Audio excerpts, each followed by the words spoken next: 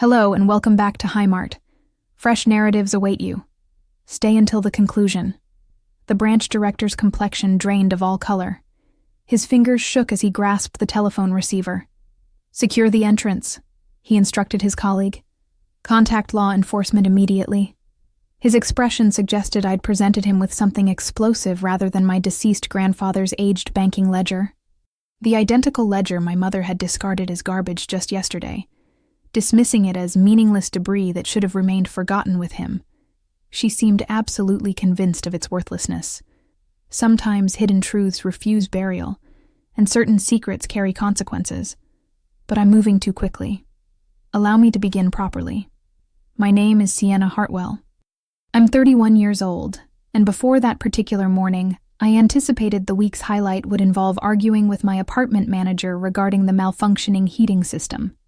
I'm employed as a legal assistant at a modest practice in Portland, Maine. The work isn't impressive. The compensation is reasonable.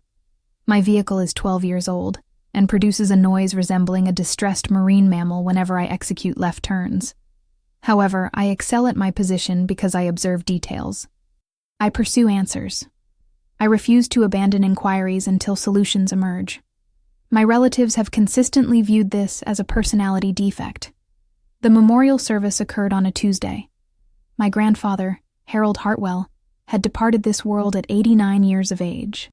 He resided on a humble agricultural property approximately 2 hours beyond the metropolitan area, the variety of place featuring a surrounding veranda and fields extending toward the skyline. Everyone presumed he possessed nothing, simply an elderly gentleman in an aged dwelling, concluding his remaining years in peaceful modesty. That's precisely what my mother preferred everyone to accept.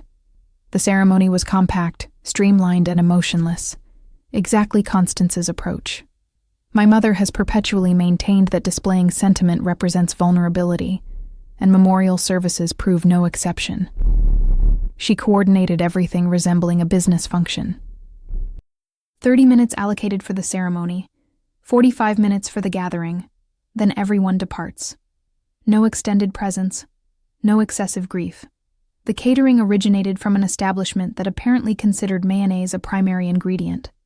My grandmother would have emerged from her resting place simply to protest the potato preparation.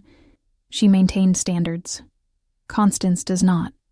My brother Fletcher appeared 40 minutes delayed wearing a suit exceeding my vehicle's value. He claimed parking presented difficulties. The agricultural property features a gravel area the dimensions of a sports field. But certainly, Fletcher, parking. He scarcely appeared sorrowful. Then again, Fletcher has never demonstrated proficiency with emotions that don't directly serve him. He embraced our mother, acknowledged several individuals, and dedicated most of the reception monitoring his mobile device, presumably tracking his financial ventures. Fletcher enjoys discussing his financial ventures. I positioned myself in the corner observing my family execute mourning like theatrical performers, and I contemplated my grandfather. Harold Hartwell was a financial professional for 40 years. Mathematics was his dialect. He could examine a financial document and perceive narratives that others overlooked. He was additionally a chess enthusiast and skilled at it. He instructed me to play when I was 7 years old. Positioned on that surrounding veranda with a board between us and lemonade perspiring in the summer warmth, he would state that chess wasn't concerned with the pieces you captured. It involved the positions you established, the strategies you arranged, the patience to anticipate your adversary's error. His preferred expression was this: "The truth possesses patience. It can endure longer than any deception." I never comprehended his meaning. Not until this moment. 2 weeks preceding his death, I visited him at the agricultural property. He was weakened. His physical form was deteriorating, but his eyes remained focused, alert, conscious. He grasped my hand with unexpected force and drew me near. His voice was merely a whisper, but every word was intentional. "The ledger," he stated, "in my office. The chess volume. Only you, Sienna. Promise me." I promised. I didn't understand, but I promised. Following the memorial ceremony, the family assembled at the agricultural property. Constance was already navigating through the chambers, discussing property sale, mentioning potential purchasers, calculating dimensions as though the body wasn't recently deceased.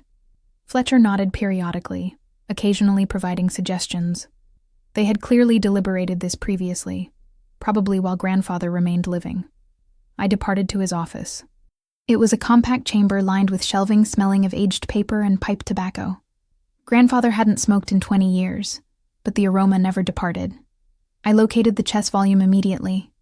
Strategic Conclusions, an expert's manual. It was his preferred. We had examined the positions in that volume countless times.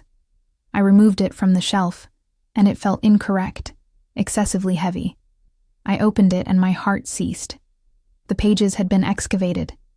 Inside was an aged leather ledger worn at the boundaries, the variety of item you might discover in an antique establishment. It appeared ancient, resembling something from another period. I transported it to the living chamber, curious, wanting to share this discovery with my family. That was my error. Constance observed it before I could verbalize. Her reaction was immediate. Too rapid, too intense.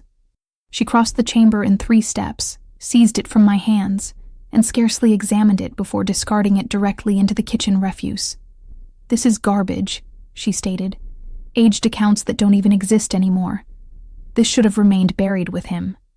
Don't go investigating through his possessions, Sienna. It's not appropriate." Fletcher laughed from the sofa. "Always the sentimental one, aren't you, Sienna?" They exchanged a glance. Brief, almost invisible. But I observed it.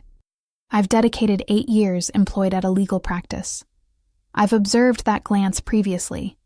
It's the glance individuals exchange when they share a secret, when they're concerned someone is approaching too near to something they want to keep concealed. That evening, I couldn't rest. I kept contemplating my mother's reaction. If the ledger was worthless, why was she angry? Why not simply dismissive? Why did she need to discard it so rapidly, so decisively? And I kept contemplating my grandfather, his focused eyes, his intentional words. He was a financial professional for 40 years. He didn't commit errors with numbers or documents. If he concealed that ledger in a chess volume and informed only me about it, there was a reason. Individuals only react with anger when they have something to conceal. At 5 a.m, I made a decision. I was returning to that agricultural property. That ledger was still in the refuse, and I was going to discover why my mother wanted it buried so desperately. Before we proceed, please subscribe and inform me in the comments where you're viewing from. And what time is it there? I observe everything. Thank you immensely for your support. The journey to the agricultural property consumed 2 hours in the gray illumination before dawn. I maintained the radio silent. I needed to contemplate. My grandfather was many things: patient, systematic, strategic. He dedicated 40 years as a financial professional, monitoring numbers, discovering inconsistencies, documenting everything. He played chess like an individual who could perceive 15 moves ahead. He did not execute things randomly. He did not conceal ledgers in excavated volumes and whisper cryptic instructions unless there was a reason. And my mother did not discard items in the refuse with that much aggression unless she was frightened.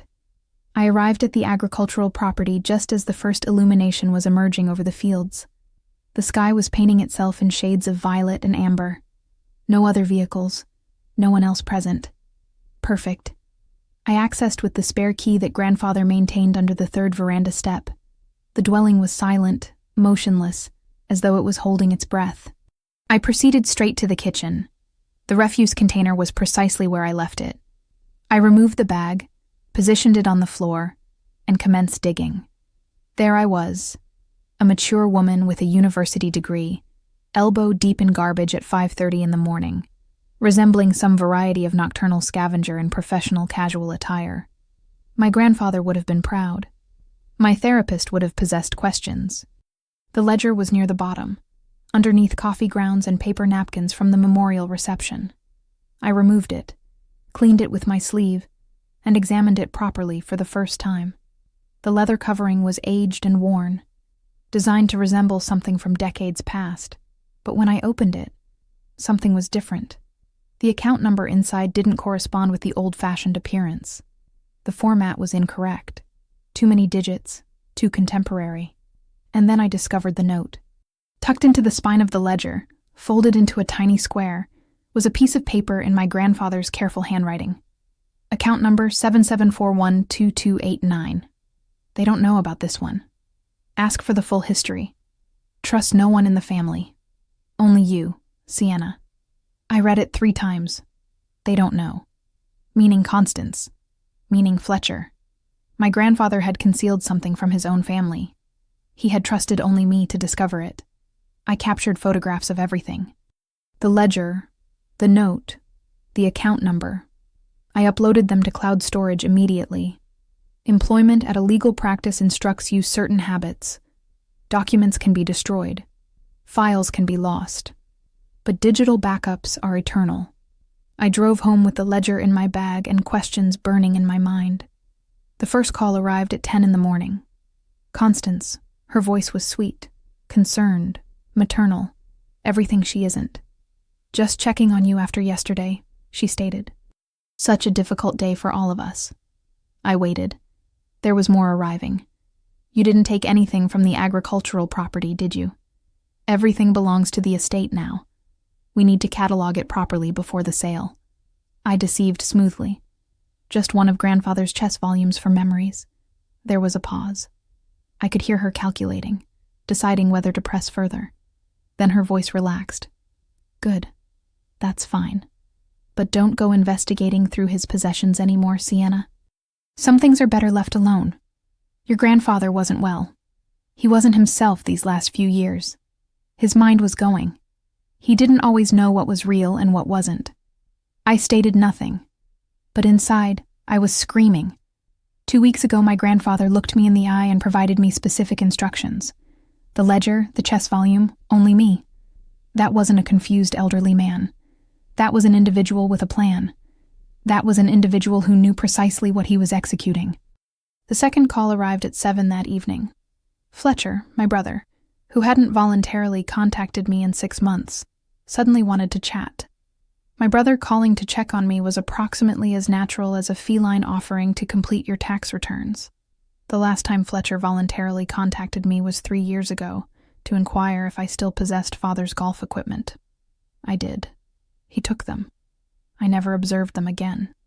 Some patterns you learn to recognize. Hey, Sienna, he stated, his voice excessively casual, excessively friendly. Mother mentioned you've been inquiring about grandfather's possessions. Just wanted to make sure you're okay. I'm fine, I stated. Just processing. He hummed sympathetically, then carefully. You know, grandfather didn't really possess much, right?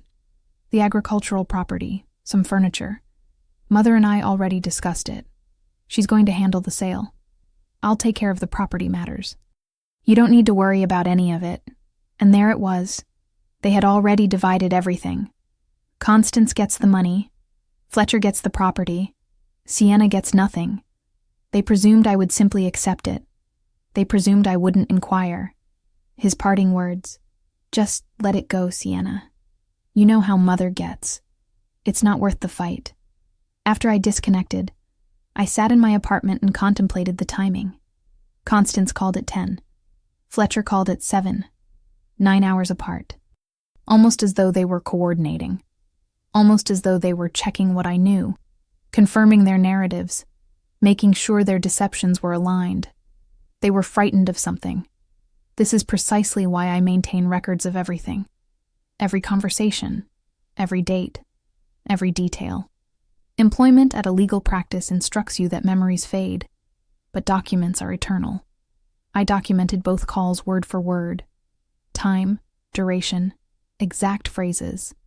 I examined the ledger again, at my grandfather's note, at the account number that was too contemporary for the aged leather covering. Tomorrow, I was taking a personal day. I was proceeding to that financial institution. I was going to discover what my grandfather concealed. And whatever my mother was so desperate to keep buried, I was going to extract it into the illumination. I took a personal day from employment, which my supervisor granted with minimal questions. One of the benefits of never taking time away is that individuals don't argue when you finally do. The journey to the financial institution consumed 2 hours. First Regional savings had been absorbed by a larger institution years ago. But the main branch still existed in a small town called Riverside. It was the variety of place with one traffic signal and a diner that had probably been serving the identical coffee since 1972. I walked into the financial institution at 9:15 carrying the ledger, my identification, my grandfather's death certificate, and documents proving I was family. I anticipated nothing. Maybe a few hundred in a forgotten account. Maybe just answers. The young clerk at the counter smiled when I approached. She took the ledger, examined it with polite curiosity, and typed the account number into her computer. Her smile faded. She excused herself, made a phone call in the back, spoke in hushed tones I couldn't hear. 20 minutes passed. I sat in the lobby observing the clock, starting to feel foolish. Maybe Constance was right. Maybe this was nothing. Maybe I had journeyed 2 hours for an empty account and a dead end. I sat in that lobby so long I learned the security guard's entire life narrative. His name was Marcus. He was training for a marathon. His wife made him abandon carbohydrates. I have never observed an individual look so sorrowful while standing 3 feet from a bowl of complimentary mints. Then an individual in an expensive suit appeared, tall, gray at the temples, with the variety of face that was professionally neutral. He introduced himself as Benjamin Ashford, regional director. He requested me to come to his private office.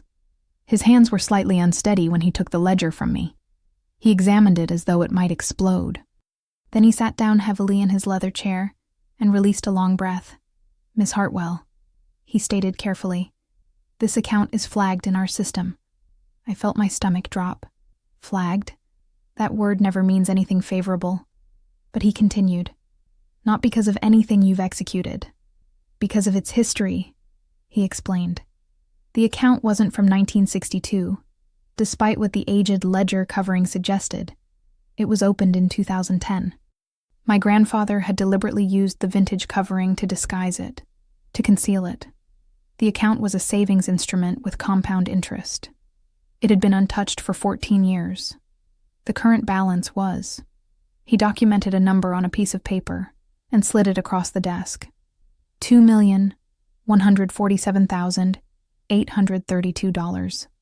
When I observed that number, I produced a sound that I can only describe as what occurs when you accidentally sit on a feline. Part gasp, part wheeze, part desperate need to recline. The financial institution director offered me water. I needed something stronger. $2 million. My grandfather, who everyone thought possessed nothing, who resided in a modest agricultural property and wore the identical 3 sweaters for 20 years, possessed $2 million concealed in an account no one knew about. But Benjamin Ashford wasn't celebrating with me. His face was getting more worried, not less. "There's something else," he stated. "In 2015, someone attempted to access this account. They possessed power of attorney documents for Harold Hartwell.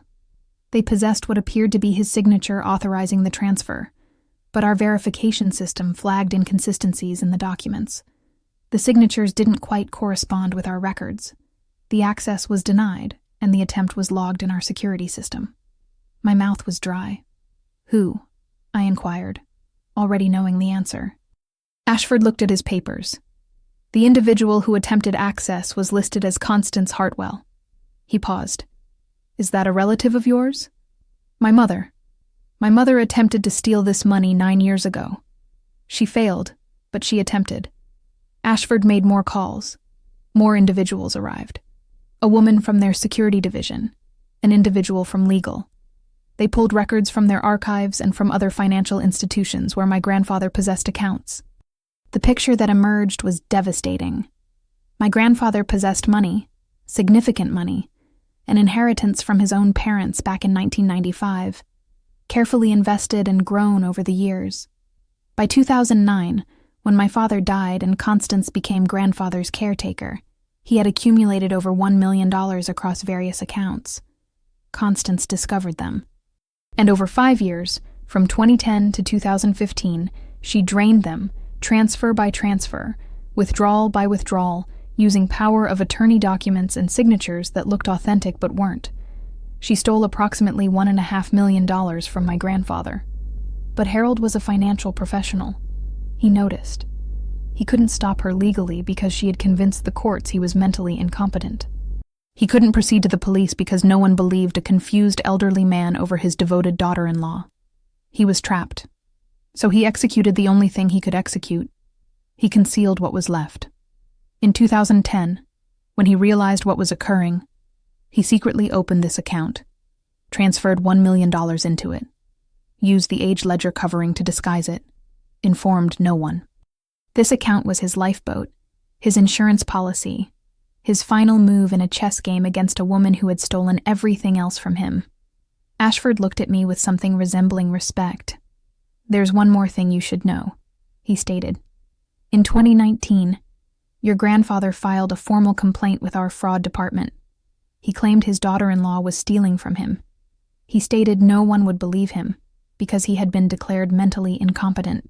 He paused. "We couldn't proceed without the original account documentation, without proof that he possessed assets she wasn't supposed to access. Without this." He held up the ledger. "Your grandfather was attempting to prove he was being robbed, and now you've just brought us the evidence he couldn't provide while he was living." I sat in that leather chair holding my deceased grandfather's secret, and I finally comprehended. Harold hadn't surrendered. He hadn't submitted to confusion or despair.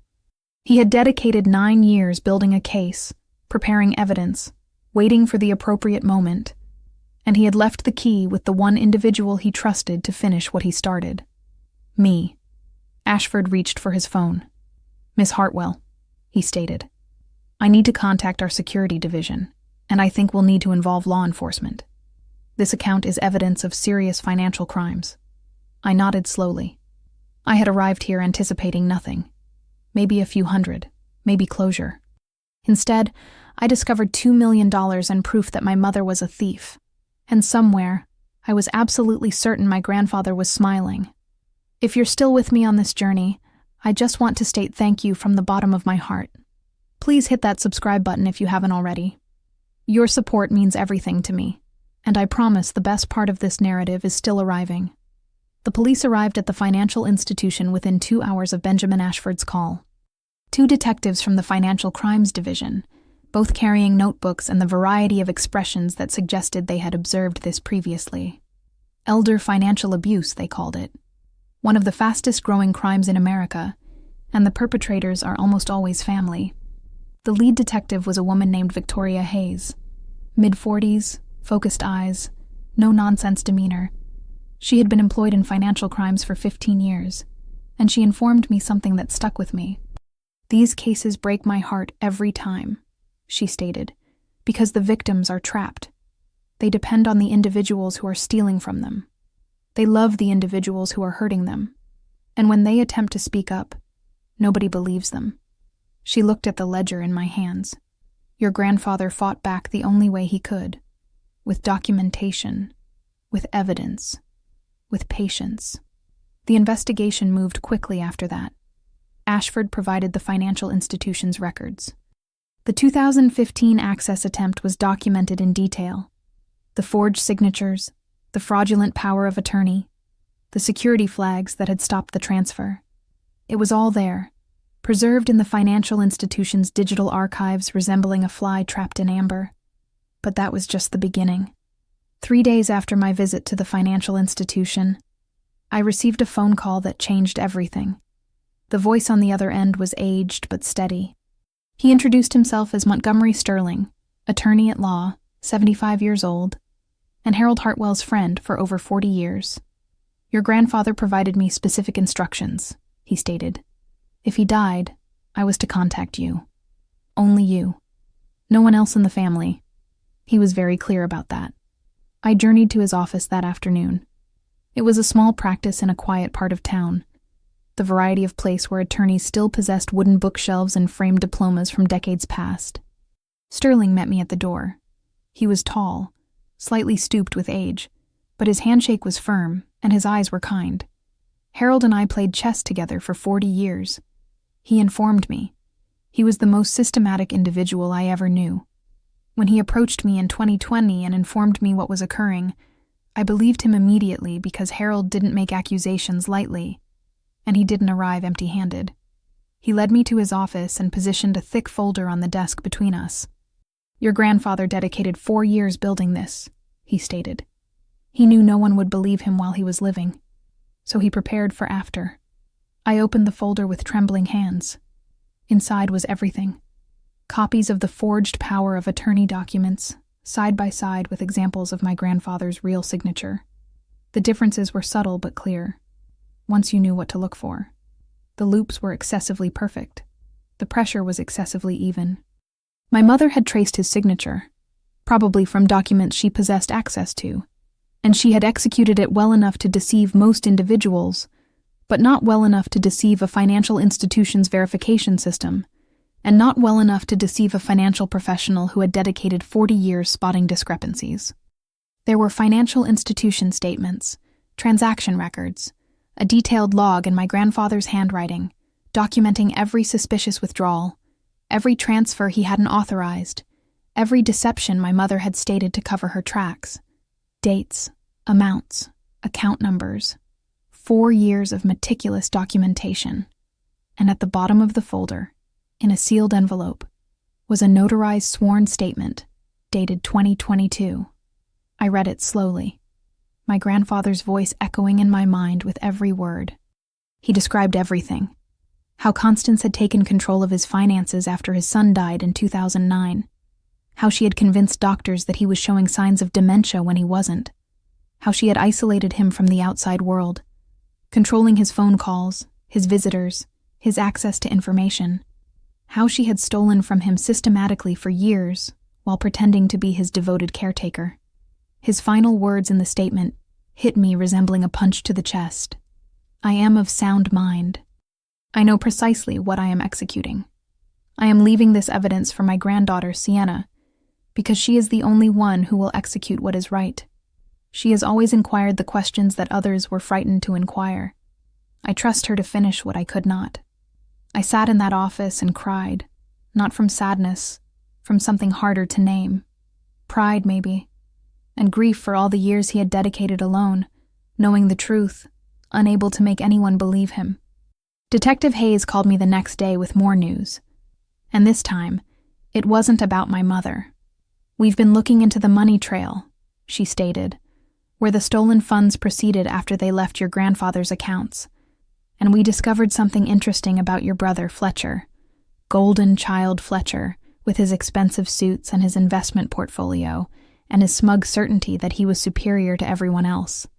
He didn't just receive money from your mother," Hayes continued. "He created a shell company, Sterling Holdings, LLC, registered using his middle name.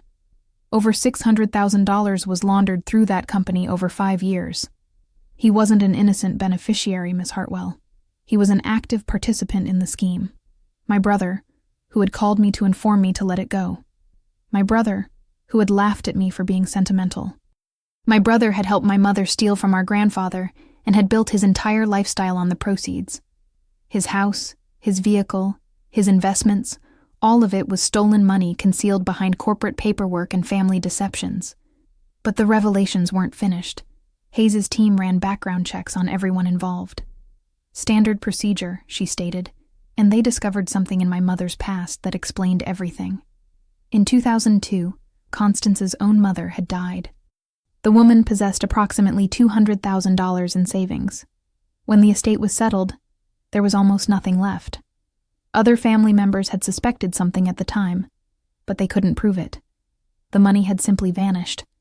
My mother had executed this previously, to her own mother, 20 years before she executed it to Harold. And my grandfather had known. That was why he never trusted her. That was why he had been so careful, so systematic, so prepared. He had observed her pattern. He knew what she was capable of, and he had dedicated his final years making sure she wouldn't escape with it a second time. Detective Hayes requested me to cooperate fully with the investigation, which meant keeping quiet, not warning my mother, not confronting my brother, attending family dinners and pretending everything was normal while the case was built around them. 2 weeks of deceptions. 2 weeks of sitting across from individuals who had stolen from my grandfather, smiled at his funeral and divided his estate resembling vultures picking at a carcass. Sunday dinner at my mother's house was torture. My mother's chicken has always been a crime against poultry. But that evening it felt appropriate. Here I was, choking down evidence of poor judgment while sitting across from a woman who had made poor judgment her entire career. Constance discussed the agricultural property sale. She had discovered a purchaser, favorable price, quick closing. Fletcher nodded along, mentioned a new investment opportunity he was excited about. They were so confident, so certain that they had escaped with everything. After dinner, Constance pulled me aside. Her voice was soft, concerned, maternal. The performance of a lifetime. "I know we don't always see eye to eye," she stated. "But we're family. Your grandfather would want us to stick together, to support each other." I kept my face neutral. "Of course, Mother. Family first." For 2 weeks I had to pretend I didn't know my mother was essentially a white-collar criminal. Every time she called to complain about her neighbor's lawn or the price of eggs at the grocery establishment, I wanted to state, "You know what else is expensive, Mother? Federal prison." But I waited. I documented. I trusted the process. My grandfather instructed me chess when I was 7, his preferred lesson.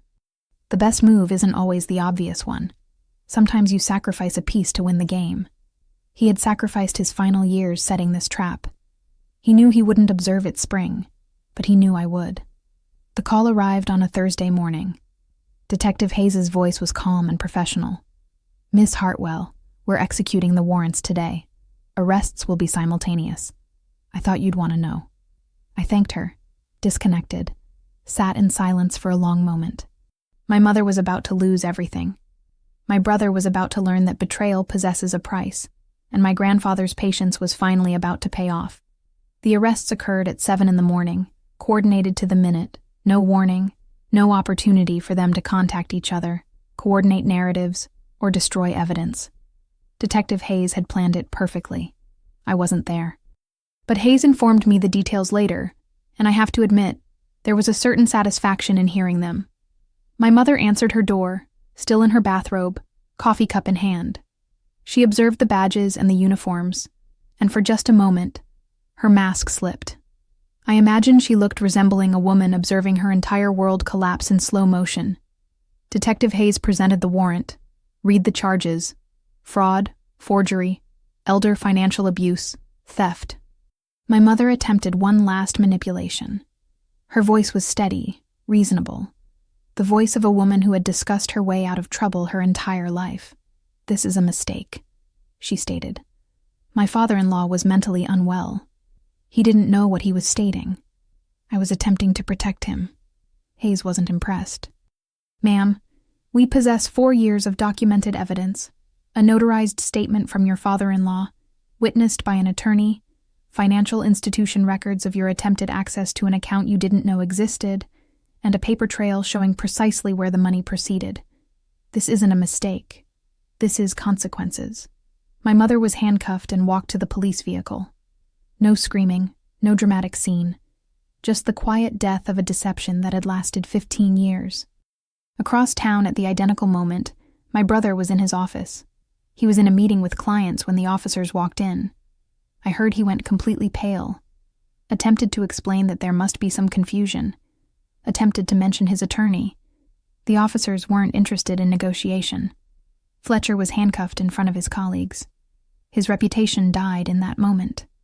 Whatever he had built, whatever image he had cultivated, it was gone. You don't recover from being arrested for money laundering in your own conference chamber. The case moved through the courts over the following months. I attended some of the hearings, observed the evidence pile up, observed my mother's confident expression slowly crumble as the scope of the prosecution's case became clear. Her attorney attempted everything, claimed Harold was mentally incompetent, so his statement was invalid.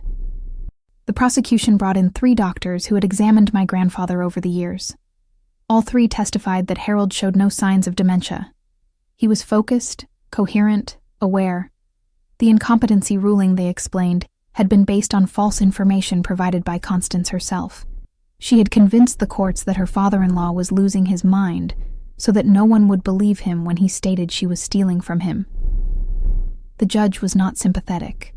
Fletcher's attorney attempted a different approach. He approached me privately with an offer: Fletcher would testify against our mother in exchange for a reduced sentence. He claimed he had been manipulated, that he didn't know the full scope of what was occurring, that he was a victim too. The attorney delivered Fletcher's message carefully. Your brother states he wants to make things right. He's willing to cooperate fully. I contemplated it for precisely 3 seconds. Inform my brother that our grandfather instructed me chess, I stated. And in chess, you don't negotiate with pawns. It didn't matter anyway. The prosecutors weren't interested in Fletcher's cooperation.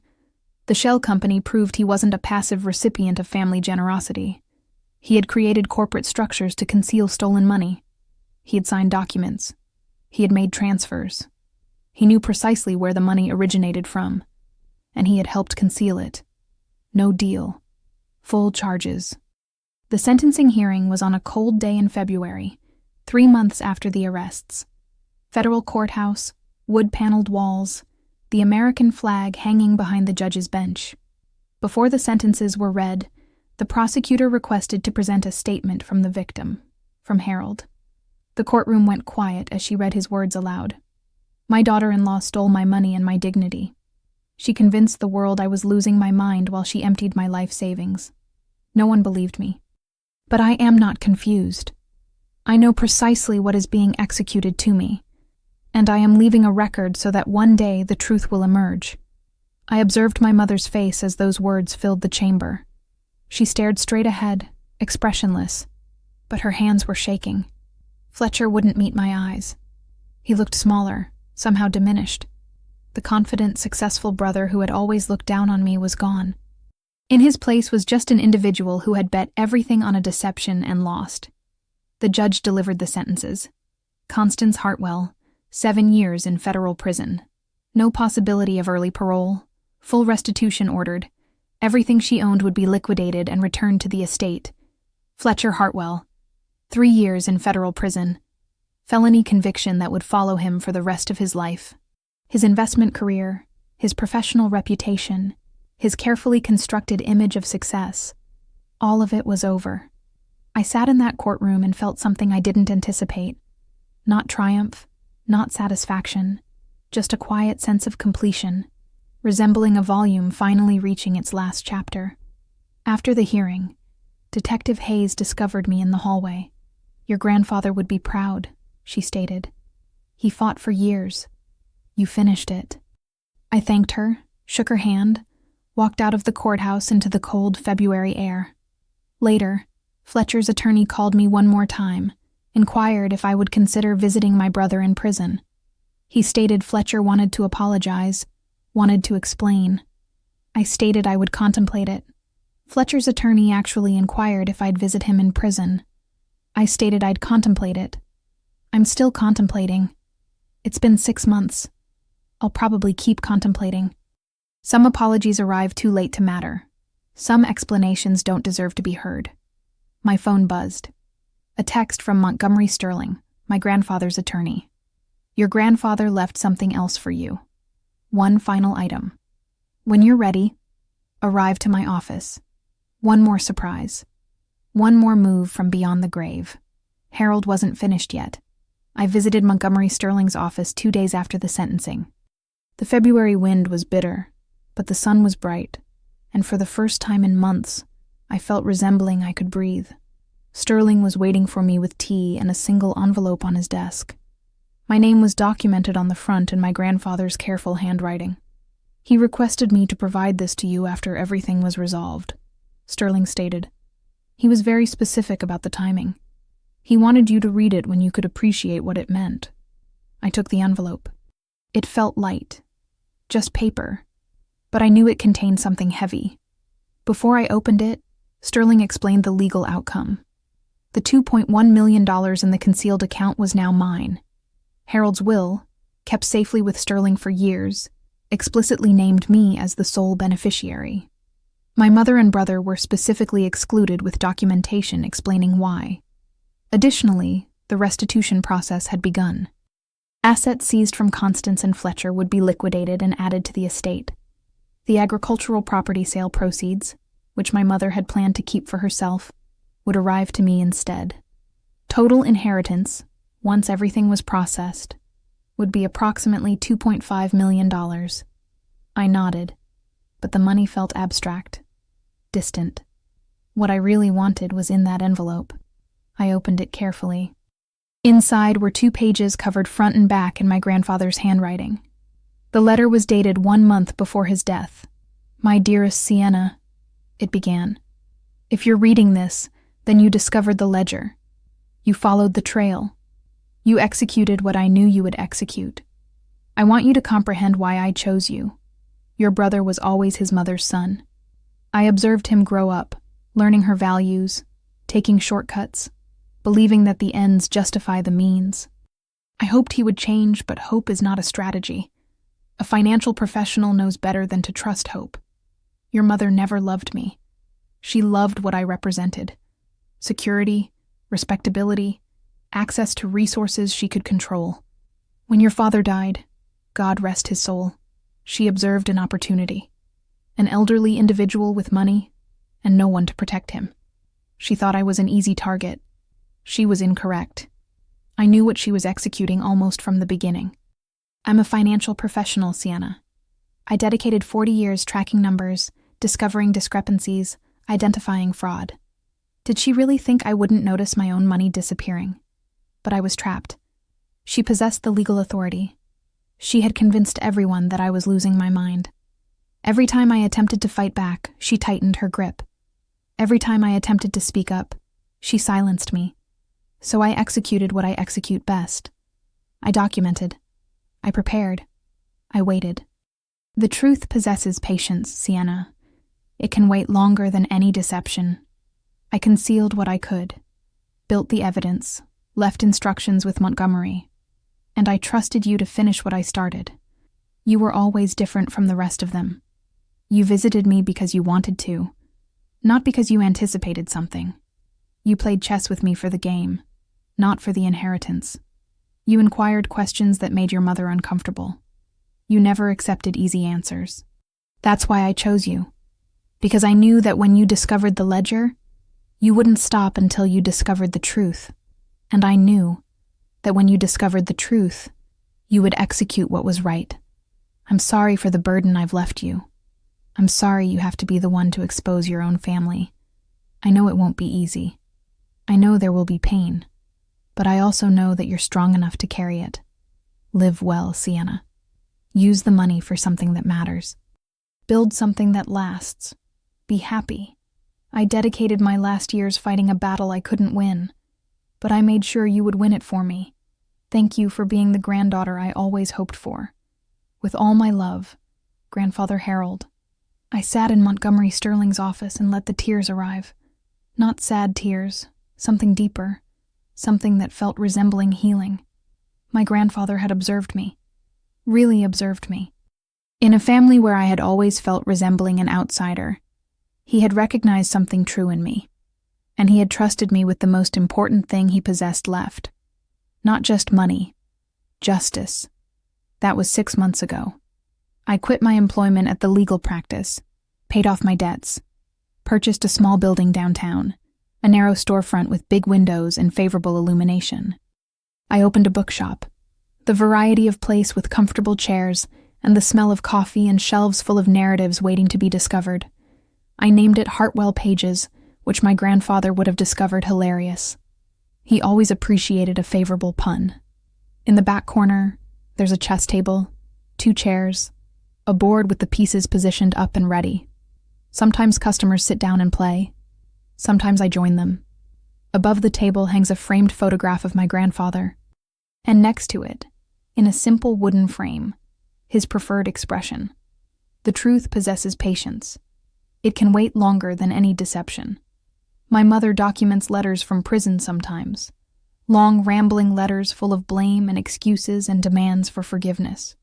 She states I betrayed the family. She states I ruined everything. She states I owe her. I don't respond. Some doors once closed stay closed. Fletcher's wife divorced him. His friends disappeared. When he exits prison, he'll possess a felony record, and nothing to show for all those years of supposed success. The individuals who possessed everything because they stole it now possess nothing. And me? I possess a bookshop. I possess peace. I possess the knowledge that my grandfather dedicated his final years fighting for justice, and I was the one who delivered it. Thank you so much for viewing. More of my most gripping narratives are already on your screen. Click one now and don't miss the best part. You will love it.